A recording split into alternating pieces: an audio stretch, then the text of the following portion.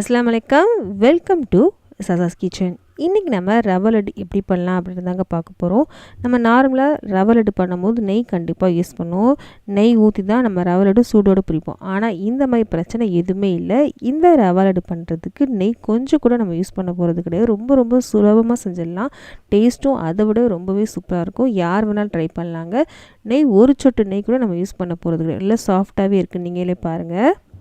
இந்த ரவை லட்டு வந்து ஒரு வாரம் வரைக்கும் நீங்கள் ஃப்ரிட்ஜில் ஸ்டோர் பண்ணி சாப்பிடலாம். ரொம்ப சூப்பராக இருக்கும். எப்படின்னு பார்க்கலாம். அடுப்பில் ஒரு கடாய் வச்சுருக்கேன். இதில் 1 கப் அளவுக்கு ரவை எடுத்திருக்கேன். இதை நம்ம சேர்த்துக்கலாம். இந்த ரவை லட்டு பண்ணும்போது அடுப்பு வந்து சிம்மில் தான் இருக்கணும். இந்த ரவை வந்து நல்லா வறுக்கணும். கலர் எதுவும் சேஞ்ச் ஆகக்கூடாது. சிம்லேயே வச்சு வறுத்துக்கோங்க. நல்லா வாசம் வர வரைக்கும் நல்லா வறுக்கணும். சிம்லேயே வச்சு வறுத்திங்க அப்படின்னா கலர் எதுவும் சேஞ்ச் ஆகாது. நல்லா வாசமும் வரணும். அந்த மாதிரி நல்லா வறுத்துக்கோங்க. ஒரு 6லேருந்து 7 நிமிஷம் ஆகும் நல்லா வறுப்படுறதுக்கு. நல்லா வறுத்தா மட்டும்தான் இந்த ரவை லட்டு நல்லா இருக்குங்க. சிம்லேயே வச்சு வறுத்துக்கோங்க. இப்போ நல்லா வறுபட்டுருச்சு. கலர் எதுவுமே சேஞ்ச் ஆகலை. நல்ல வாசம் வருதுங்க. இப்போது நம்ம ரவை லட்டு பண்ணுறதுக்கு நெய் வந்து கண்டிப்பாக யூஸ் பண்ணுவோம். ஆனால் இந்த ரவை லட்டு பண்ணுறதுக்கு நெய் எதுவுமே தேவையில்லைன்னு சொல்லிட்டேன் இல்லையா. நம்ம நெய்க்கு பதில் என்ன சேர்க்க போகிறோம் அப்படின்னா பால் ஆடை இருக்கு இல்லையா, அதான் சேர்க்க போகிறேன். 1 டேபிள் ஸ்பூன் அளவுக்கு பால் ஆடை எடுத்திருக்கேன். அதை நம்ம சேர்க்க போகிறோம். 1லேருந்து 2 டேபிள் ஸ்பூன் அளவு கூட சேர்த்துக்கலாம். நான் இன்றைக்கி 1 டேபிள் ஸ்பூன் சேர்த்துருக்கேன். நீங்கள் வேணால் 2 டேபிள் ஸ்பூன் அளவு சேர்க்கலாம். நல்லாவே இருக்கும். எந்த அளவுக்கு பாலாடை சேர்க்குறீங்களோ அந்தளவுக்கு ரொம்ப டேஸ்ட்டாக இருக்கும். 2லேருந்து 3 டேபிள் ஸ்பூன் வரைக்கும் 1 கப் ரவைக்கு சேர்க்கலாம். நான் ஃபுல்லாகவே காமிச்சிருக்கேன். கட் பண்ணால் ஃபுல்லாகவே காமிச்சிருக்கேன். இந்த பாலாடை வந்து எல்லா ரவையிலும் இருக்க மாதிரி இந்த மாதிரி நல்லா கலந்து விட்டுக்கோங்க. வீடியோ மட்டும் கொஞ்சம் ஃபாஸ்ட்டாக ரன் பண்ணியிருக்கேன். ஃபுல்லாக காமிக்கணும் அப்படின்றதுக்காக எதையுமே கட் பண்ணாமல் காமிச்சிருக்கேன். நல்லா கலந்து விட்டாச்சு. இப்போது முதவே காய்ச்சின பால் எடுத்திருக்கேன். பால் வந்து நல்லாவே ஆறிடுச்சு. இங்கே பாருங்கள். ஸ்பூனில் எடுத்து ஒரு 4 ஸ்பூன், இந்த மாதிரி ஸ்பூனில் ஒரு 4 ஸ்பூன் சேர்த்துருக்கேன். சேர்த்துட்டு இந்த மாதிரி கலந்து விடுங்க. இந்த மாதிரி கொஞ்சம் கொஞ்சமாக தான் பால் சேர்க்கணும். மொத்தமாக சேர்க்கக்கூடாது. பால் வந்து மொத்தமாக சேர்த்துட்டோம் அப்படின்னா ரவை வந்து வெந்துடும். அந்த மாதிரி நமக்கு ரவை வேகக்கூடாது. நமக்கு ரவை லட்டுக்கெலாம் எப்படி ரவை இருக்கும் அந்த மாதிரி தான் இருக்கணும். அதனால தான் இந்த மாதிரி பால் சேர்க்குறோம் கொஞ்சம் கொஞ்சமாக. இப்போ 2வது தடவை 4 ஸ்பூன் அளவுக்கு பால் சேர்த்துருக்கேன். சேர்த்துட்டு இந்த பால் வந்து நல்லா கலந்து விடணும். கலந்ததுக்கப்புறம் தான் அடுத்த தடவை நம்ம சேர்க்க போகிறோம். இப்போ 2 தடவை சேர்த்துருக்கோம் இல்லையா, 3வது தடவை சேர்க்க போகிறோம். வீடியோ கொஞ்சம் ஃபாஸ்ட்டாக ரன் பண்ணியிருக்கலாம். உடனே சேர்க்குற மாதிரி இருக்குது. நல்லா கலந்துட்டதுக்கப்புறம் தான் சேர்க்குறேன். 3வது சேர்த்துட்டோம் இல்லையா. இப்போ நட்ஸ் சேர்க்குறேன். பாதாம், முந்திரி, திராட்சை 3மே எடுத்திருக்கேன். உங்கள்கிட்ட எந்த நட்ஸ் இருக்கோ அந்த நட்ஸை நீங்கள் எடுத்துக்கலாம். சேர்த்துட்டு இதே நல்லா கலந்து விட்டுருங்க.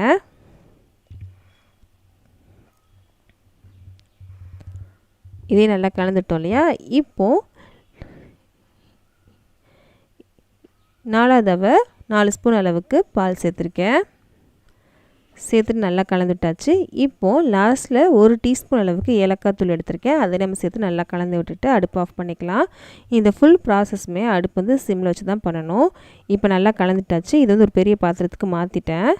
இப்போது லைட்டாக சூடாக, ரொம்பலாம் சூடாக இல்லை, கொஞ்சம் ஆறிடுச்சு. ரவை பாருங்கள் நல்லா உதிரியாகவே இருக்குது.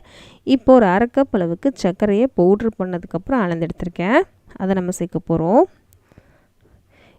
ரவை வந்து ரொம்ப ஆற விட்டுறக்கூடாது. லைட்டாக சூடாக இருக்கணும்.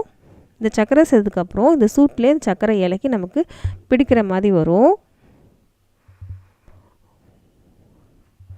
நல்ல சூட்லேயே நீங்கள் வந்து சர்க்கரை சேர்த்திங்க அப்படின்னா அந்த சர்க்கரை கொஞ்சம் இலக்கி வரும்போது ஈஸியாக பிடிச்சிடலாம். ரொம்ப எனக்கு சூடாலாம் பிடிக்க முடியாது, அப்போ என்ன பண்ணலாம் அப்படின்றவங்களுக்காக தான் இந்த மாதிரி ஒரு வீடியோ. லைட்டாக சூடாக இருக்கும்போது இந்த சர்க்கரை சேர்த்துக்கோங்க. சர்க்கரை சேர்த்துட்டு இந்த மாதிரி நல்லா கலந்து விட்டுக்கோங்க. இப்போது அந்த பால் இருக்கு இல்லையா, அதே பால் வந்து கொஞ்சமாக சேர்த்துட்டு நம்ம வந்து லட்டு பிடிக்க ஆரம்பிச்சிடலாம்.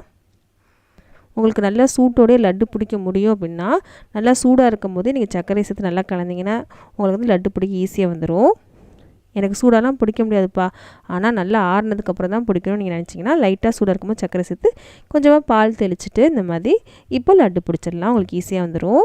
பாருங்கள், நம்ம வந்து நெய்யே சேர்க்காமல் நம்ம வந்து ரவை லட்டு பண்ணிட்டோம். ரவை லட்டு பண்ணோம் அப்படின்னா நெய் சூடு பண்ணணும், அந்த சூட்டோடு தான் பிடிக்கணும், அந்த மாதிரி நிறையா இருக்குது. ஆனால் நம்ம அதெல்லாம் எதுவுமே பண்ணாமல் சூப்பராக ஈஸியான மெத்தடில் ரவை லட்டு பண்ணிட்டோம். ரொம்பவே டேஸ்ட்டாக இருக்கும். இந்த மாதிரி ட்ரை பண்ணி பாருங்கள். நம்ம லட்டும் பிடிச்சாச்சு. நம்ம பால் சேர்த்துருக்கனால நீ வெளியே வச்சுன்னா சீக்கிரமாக கெட்டு போகிறதுக்கு நிறைய வாய்ப்பு இருக்குது. அதனால நீங்கள் ஃப்ரிட்ஜில் 1 வாரம் வரைக்கும் ஸ்டோர் பண்ணி சாப்பிட்லாம். ஏர்டைட் பாக்ஸில் வச்சுட்டு லட்டும் பிடிச்சிட்டோம். கண்டிப்பாக இந்த வீடியோ பிடிச்சிருக்கும்னு நம்புகிறேன். பிடிச்சிருந்துச்சு அப்படின்னா ப்ளீஸ் நம்ம சேனலை சப்ஸ்கிரைப் பண்ணிடுங்க, லைக்கும் பண்ணுங்கள். அப்போ தான் இந்த வீடியோ வந்து நிறைய பேருக்கு ரெக்கமெண்ட் ஆகும். ப்ளீஸ். லட்டு பாருங்கள் எவ்வளோ சூப்பராக வந்துருச்சு அப்படின்னு. உங்கள் ஃப்ரெண்ட்ஸ்க்கும் ஃபேமிலிஸ்க்கும் இந்த மாதிரி ஸ்வீட் பிடிக்குன்னா அவங்களுக்கு இந்த வீடியோ ஷேர் பண்ண மறக்காதீங்க. நிறைய பேர் சப்ஸ்கிரைப் பண்ணாமல் தான் பார்த்துட்ருக்கீங்க. ப்ளீஸ் சப்ஸ்கிரைப் பண்ணுங்கள், அது எனக்கு கொஞ்சம் மோட்டிவேஷனாக இருக்கும். இப்போ இந்த லட்டுக்கு பக்கத்துலேயே காமிச்சிருக்கேன், எவ்வளோ சூப்பராக வந்திருக்கு பாருங்கள். நெய்யில் செஞ்ச மாதிரி இருக்குது, ஆனால் நம்ம நெய்யே சேர்க்கவே இல்லை. கண்டிப்பாக ட்ரை பண்ணி பாருங்கள், உங்களுக்கு ரொம்ப பிடிக்கும். எல்லாமே வீட்டில் இருக்க பொருட்கள் தான். கண்டிப்பாக ட்ரை பண்ணி பார்த்துட்டு எப்படி இந்த மறக்காம கமெண்ட் பாக்ஸில் சொல்லுங்கள். இந்த வீடியோ பிடிச்சினா ப்ளீஸ் நம்ம சொன்ன மாதிரி லைக் பண்ணுங்கள், கமெண்ட் பண்ணுங்கள், அதே மாதிரி சப்ஸ்கிரைபும் பண்ணிடுங்க. நம்ம அடுத்த வீடியோவில் சந்திக்கலாம்.